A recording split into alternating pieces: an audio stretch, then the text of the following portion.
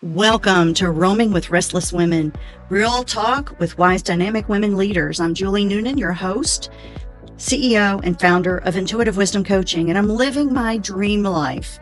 I live and work in my RV, coaching senior women leaders as they navigate corporate politics, family drama, and personal goals to live their own dream lives. These women are restless. They are never done seeking new opportunities, learning, and ways to create value in the world. If you'd like to apply to be a guest, stick around to the end of the show and I'll let you know how. So let's go. Good morning and welcome to Roaming with Restless Women. Today I have with me Rhonda Parker Taylor. Rhonda is a writer, and her writing ranges from educational to fiction. She's best known for her study on emotional intelligence and as the multinational leader presented at the United Nations Global Compact Committee. She loves writing, consulting, and teaching. However, she has spent her business life encouraging others through career and academic development programs, including being a campus president for the National College and founder of Intelligence Solutions. After years of assisting others in pursuing their dreams, Rhonda follows her passion for writing as she lives a peaceful life, raising her 3 dogs and living with her husband, Dana. So welcome, Rhonda. Good to have you here this morning. Thank you. Thank you for having me. And I'm so excited about being on your show today. I really love the platform that women can have together where we can talk about not only the challenges, but how we overcome those challenges, even when we're feeling a little restless and a little weak in our storyline and our journey. Because how many times does it take us sometimes to realize that being stuck in a rut does not have to be permanent? Absolutely. We all get stuck in a rut sometimes. But how we get out of it really determines the kind of character we build for ourselves. So, with that said, tell me about a time when you were stuck in a rut, Rhonda. Oh my goodness, all my life. And when I say that with love, compassion, and for myself and others that have been around me. But it seems like life always wants to hit us when we're not expecting it. So for me, I look at it as it's not what knocks us down. It's the path that we do to get up. So that immediate, knockdown, yeah, we might get a little stuck in it. We feel a little vulnerable. We feel a little hurt. We might be a little angry. But it's how we dust ourselves off that makes the difference for me, because it seems like every time that I'm on a roll upwards, sometimes something wants to, knock me right down. It could be a car. It could be someone sick. It could be me sick. It could be, a financial trouble that comes along. But there's always something that I have to embrace and change to be able to get myself back up and get myself back on that horse and start the journey all over again. Well, tell me about one specific time for you and what you did to get out of it. It's probably started when I was very, very young, really. I had learning challenges. I flunked first grade. Now, imagine all your peers at that young age moving on from kindergarten to the first grade, and they're like, no, she's not ready. She's not ready. Yes, she'll be the oldest in her next class, but she's not ready. And then it happened again. And when I was getting ready to graduate, the teacher's like, you haven't passed your English proficiency test yet. If you don't pass it by next year, you don't graduate. And so it's that getting into the trenches with your own gut feeling of fear of vulnerability that really has defined me throughout my whole life. Nothing came easy. Right. Everything came with work. I played the piano. I had friends that played the piano that could just sit down and miraculously understand the notes and the sheet music. And I'd have to sit for hours and hours. And yes, I won competitions. Yes, I, learned the songs, but it never came, nothing ever came easy for me. And it's been that way my entire life. Wow. So that's why I'm always kind of stuck in that rut. But then I realized that I can't wilt. If I wilt, then I'm taking away, all the hard work that I did and who I am. And in the Midwest, we're kind of defined by our effort. Yes. It's our effort. That's our culture. That's way of, being who we are. We're defined by being mentally strong. And Yeah. so thank God I was born in that kind of a culture, or else I probably would have wilt and stayed in bed. Oh my goodness. Well, that's amazing that you would say that in the Midwest you pick up those kinds of things culturally just by being around a certain kind of community and understanding what their values are. That's terrific. Yeah. So, what right now, describe what your business is all about. Okay, sure. So, let's start with the fact that I went from learning disabilities and challenges to now I have a doctorate. Right. Okay. So, had it not been for picking up a mentor Uh-huh. at that senior year that was a teacher, I would never have been able to follow that path. So, all along, I found that mentorship is important. So, Mm, that's what caused me to kind of go into the academic world. And then I had a tragedy, life hitting again, mhm. where while I was a campus director, my adopted son, was at work and got shot and killed. Oh my The goodness. same age group. So you talk about life knocking you down and making you feel like, this is a mistake, this is a misstep, I can't go back, and work with the same age group. But then there was this stillness in me that said, you know what, don't be static, don't get caught in that trap. And anybody out there going through a divorce, financial issues, whatever the issues are, death, it could be anything. Right. I me that feeling of languish could be improved by helping others. So I decided to go back to what was modeled to me and be a mentor in my consulting. So I mentor people that are having to make changes in their lives for whatever the reason may be.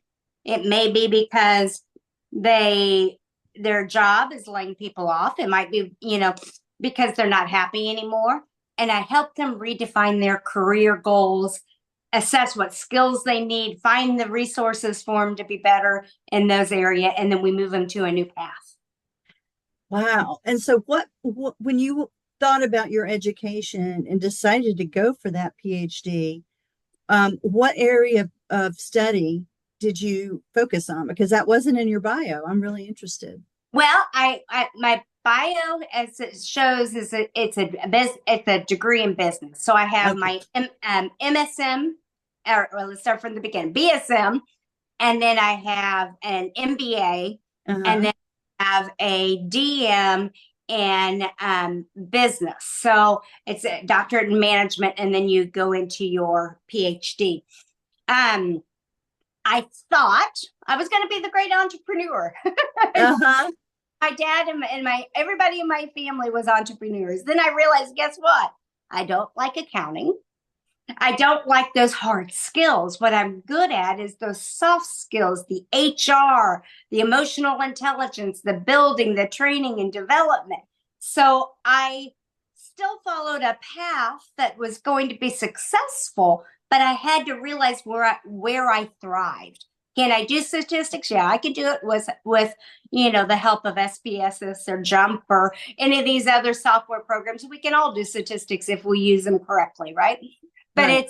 it's more of where's my passion, and that's people. Mm-hmm. And people helping people are get blessed by who they help, not just the path that they're on themselves. And I found that that's the same way I was with my writing. One of the reasons that Merrill Hemingway chose to put me in her book club is because my character development was just like every one of the characters was just like our neighbor, somebody else, working, trying to achieve, trying to do, but then they're getting sucked into this life balance issue. Either they're a workaholic, or they're dedicated to the government, or they're dedicated to their friends, but they're not dedicated to self. And how do you help people specifically? What does your mentoring look like? Well, it depends on how that client comes to me. Mm-hmm. If someone that's already in the academic process, maybe they're doing their capstone project or their dissertation, we'll define what they want to be known for. Mm-hmm. This is the area we're going to study, and then I mentor them, and those would be sent to me from a college, for instance. Then if it's a person that has kind of struggled in their life, or maybe they're going through changes in their own life, and they maybe seen a podcast or seen a website, and they want some information and some mentoring, then we spend that time assessing where they're at and where we want to go through assessments.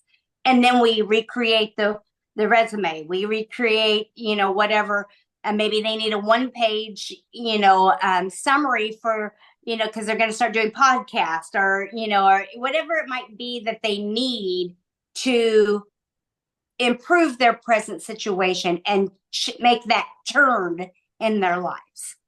Wow, that's great. And so do you work with a lot of entrepreneurs, or do you work with mainly people who are coming from, a corporate or a company career and they're looking to move ahead, or both?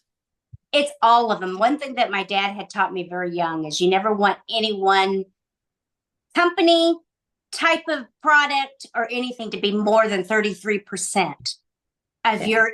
If not, then one day you're not going to be able to feed yourself and your family. Because if they pull out or something happens in that area, then you end up with a unsustainable model, basically. Because let's say, for instance, in manufacturing, because he was in manufacturing, let's say that you put everything into the car industry, Firestone, the General Motors, and then that's an industry that's having the struggles. Then what you've done is you've literally had to downsize your own company.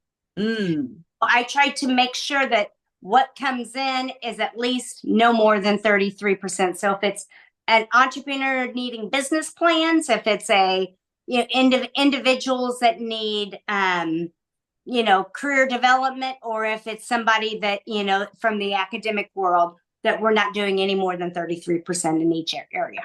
Oh, wow. That's a really good model to go through. So you decided you didn't want to be an entrepreneur, but wound up being one anyway, right? Yeah, exactly. Because it was back to that model. Everything, I think what stopped me from originally moving in that direction is the not wanting to get caught into staying in a calendar all the time. And it wasn't a passion. Manufacturing was, for instance, isn't my passion. Knowing, but that's everything that I knew. I've been working in a steel setting since I was 5 years old. Yeah. My dad had plastic feet that needed to be bagged. We sat at the TV and sat there and bagged them so that they could be put on the aquarium stands. So it's what I knew, but it wasn't my passion. People were my passion. So I had to find what worked for me as an individual. So when you did start your company, were you able to outsource those things that about running a company that you didn't like? So for instance, you hired an accountant, or you marketing or anything? I did it, of course, because you become the lone wolf and you're on that island by yourself, and you can't, maybe you can't afford to take the salary cut to hire someone. So you do need to know it at all times. And then you get out to where you're like, okay, what's going to be best for not only the company, but for me? And then you can start outsourcing or hiring, depending on which way is best for you. But never put it out there without knowing what's going on in the process. That's another tip for those that are entrepreneurs. My dad would always look through every piece of mail coming into the organization. And he said, process it. But he would look through it. What checks were coming in, what mail was coming in, and he would sort through it. And then he would hand it to whoever needed to do whatever they needed to do. And then he also would go on the outskirts every day and the back of the warehouse and see what was going out. And one of the things that he said, and he would tell us, is if you don't know what's going in and you don't know what's going out, anything can happen. It could be that someone's, could be stealing from you. It could be that bad products going out. It could be that checks aren't coming in like they were supposed to be. And if you don't have that walk around, know what's going on in your business, you can't even train somebody to do it. Oh, that's for As sure. you don't know what's going on. I worked with a young entrepreneur recently, and it was on their invoicing. And not a math person, didn't want to learn the math process, but it was something that needed to be approved by insurance, but they didn't even know what needed to be on the invoice yet. And once she was able to see, oh, wait a minute, they get paid faster if I do this consistently every single day. She could train anybody. She doesn't have to do it, Right. but she knows what information has to be there so that it's not rejected, so that they don't have, a cash flow problem because they haven't been paid for what they worked, for 90 days, 120, because it's going back and forth between offices. So where do you get your resources from? For instance, if someone comes to you and you're working on helping them grow a business, outside of just your personal experience, what resources do you offer or do you point them to that would help them? The first thing that we have to do is we have to create a model. So let's talk about where you're at. So we will do a workflow chart of everything that there is out there. And then we say, okay, where are you wanting to get to? And then we set those goals. Same thing for your personal life. I have a workbook coming out called A Journey to Life Balance. It's going to be coming out after Christmas. It takes 13 dimensions of your life and says, okay, where are you?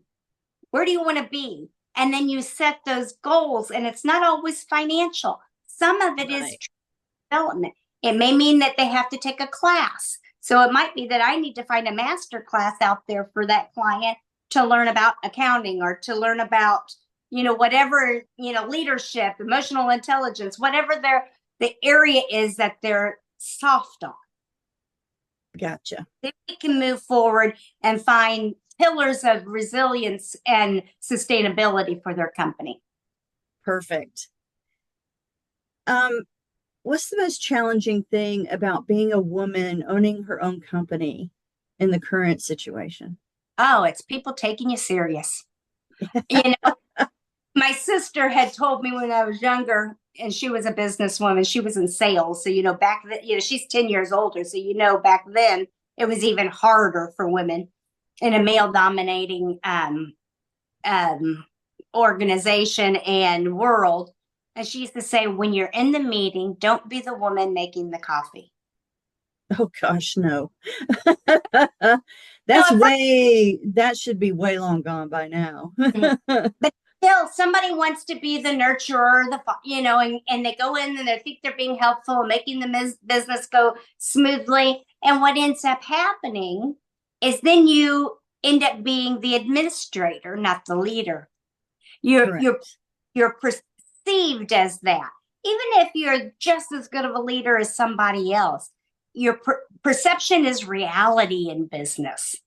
Now, does that mean you want to be known as the hard-nosed, get things done? Not necessarily, because in today's leadership model, the person that can pull everybody together, listen to other sides, help navigate the decision making is the one that actually gets things done, not that we're going to get it done this way. We're going to get, so we have to all go back and forth from being that soft-skilled person, but also knowing the hard skills too. So I would say any leader, especially a female, should definitely look into the emotional intelligence model of leadership, where you have empathy, openness, self-regard, all of these 21 characteristics that make you strong, but also makes you the one that people can open up and talk to and bring your ideas. You don't want a cookie cutter approach to life. Right. Think about it. It's Christmas time. Everybody's making cookies, and you have these little and you make all the Santa Clauses and all the stars, and you're doing all these things. So what ends up happening? If you're doing that in business, you don't have any dissent. You have group think. Group think is where everybody's just saying what they think the leader wants you to say. And you don't have any diversity in the decision making. So nobody's thinking outside the box. You have a cookie cutter. Right. Everybody goes back and everything's done. And then you wonder one day why the sales are down. Right. Because there's no variety. Mm-hmm. Absolutely. No variety in thought. I usually wind up ending every episode with 3 questions. Mm-hmm. Let's do it. Okay. So your first one is if you could please close your eyes. All right. And I'm going to say 2 words, and I want you to see what appears in your mind when I say these 2 words, and then open your eyes and tell me about it. So, wise woman. So what comes to mind right now is actually a image of my mother. And the reason why is she taught us as children, Mm-hmm. women, to be independent and worldwide view. My dad would always say, you can tell the economy by the trucks on the road, what's going by past you. Mm-hmm. And her view was you can tell by how you treat people and the animals. And the reason it's so wise to me and why she comes to mind, she also taught us about how cruel the world could be to women, because she would say every woman should have keys in hand, money in pocket, gas in car. Mm-hmm. Now you might think, well, that's kind of an unusual thing or model that you would say to the girls in your family, because there was 3 of us. Nope. But that what I'm saying, you have the ability to leave the situation, you have the ability to be independent, you have the ability to explore the world, you have all of that. And she did that. She would travel to Israel by herself. She had friends on both sides of the political spectrum there. She would travel, to Greece and all of the very exotic places, but she would do it a lot of times by herself. Wow. But the model was the same. Money in pocket, keys in hand, gas in car. I love that. I love that. Love that. I'm going to make that into a quote for you, and we're going to, I'll publish that one for you. Okay. When we do the episode for sure. So where do you like to roam, Rhonda? Oh, one of the most favorite places is, I'm from Indiana, so I'm in the Midwest, and I keep running away every once in a while for a little bit, and then my tail comes home. But because that's home. But I love Niagara Falls, and I like the Canadian side better than the U.S. side. I love to be able to see how magnificent that water is when it's going over the cliffs of Niagara Falls, and that's someplace I try to go annually. Sometimes nice. By myself, because to me that helps rejuvenate my soul. Another place that I've only been once but was meant for me, and it was after my divorce, is I went to Belgium. Believe it or not, of all places, Belgium. Nice. And I picked it because I felt too overwhelmed being in Paris by myself, or Amsterdam, all these exotic places that seemed very worldly and lively. And so I thought, but I can get on the train, go 2 hours and come on back, kind of like Indiana, right? Every time I went outside of my hotel, there was something meant for me. Whether it was raining and I ran underneath one of the church, awnings, and then I see a sign saying, "Pray over the blood of Jesus Christ," and it's the shroud there. Or whether it's Bruges and having the water canals like you'd find in Italy. So I just love the diversity and the people there. They all spoke 5 languages, but they spoke the language of the least amongst them if you were in a group. So because I am an American and I never took the time to learn another language, they spoke English. Even though all of them spoke 5 different languages. So I Wow. just loved the people there. And then I lived in Salt Lake City for a while, and that's just God's country. It's beautiful there. Oh, I love that was one of the places when people say, we traveled the whole United States this past year, and people would now that we're back in Florida for the winter, people would say, "Well, what was your favorite? What was your favorite place?" Northern Utah. It's beautiful. It is amazing. It's beautiful. So, last question, Rhonda. What makes you restless in a good way? In a good way. I would say what makes me restless in a good way is knowing that I have the power to grow. Mhm. Um, so many times I've listened to my light being dimmed, and it didn't matter where it was. It could have been work, home, family, Mhm. women hear that all the time, you shouldn't do this, or, oh, you're going to be good at that. Oh, don't take the risk, have a baby, whatever it might be. Right. And I realized that with that restlessness came a responsibility to myself to grow. Sometimes that restlessness, like you said, is a good thing. It may not feel comfortable, but when my sister, I'd written all 5 of the Crossroads series, and it was sitting on my desk, gathering dust. My sister said, "Why haven't you published it? And actually, I think her actual words is, when are you going to do something with those books?" You Yeah. know, like, and I said, "Well, I got this client and this client and this client." She said, "No, that's not the truth." She said, "If it was somebody else's stories, they would be out." Mm. And big sisters don't know anything. No, I'm the oldest, so yeah. But guess what? After a week or two, who was on the phones, making calls, doing this, because she was right. She said, "You're afraid to be vulnerable to what others might think, what others might say." She said, "Don't read the reviews. Don't do this. Don't, just put them out there. Be just happy to get them out there because you did what your goal was." And Yeah. she was actually right. That restlessness, every time I'd see it, I'd feel that dust on the sheets of paper that I would see there, and I could feel it. But I hadn't taken the steps. I was wilting on the challenge. Hmm. Well, I love the fact that your restlessness is attached to growth and the Mm. need to continue to grow, because I think that's one of the things uh, that keep us young and keep us engaged, that keep us thinking and able to contribute and create value in the world. I think it's necessary. Growth is continually necessary. So thank you for that. I appreciate it. Oh, you're welcome. And I think that if anybody out there in the audience is feeling restless, they should think and they're listening. Why? Question Yeah. restlessness. Is it a yearning for something else?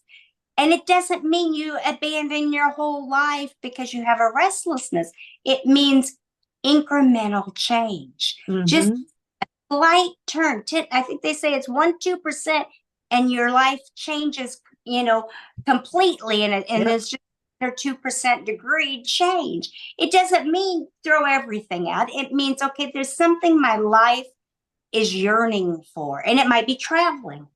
It might be learning. I found, especially after the pandemic, I was watching way too much TV. Yes. Felt like I was shrinking to someone that just sat in my grandmother's chair. And I realized, wait a minute, I need to move, read, do all the things I enjoy rather than just wilting and becoming someone that got caught up in a static trap of Right. what people perceive a woman, especially of my age. I'm 60 now, and is supposed to be. Perfect.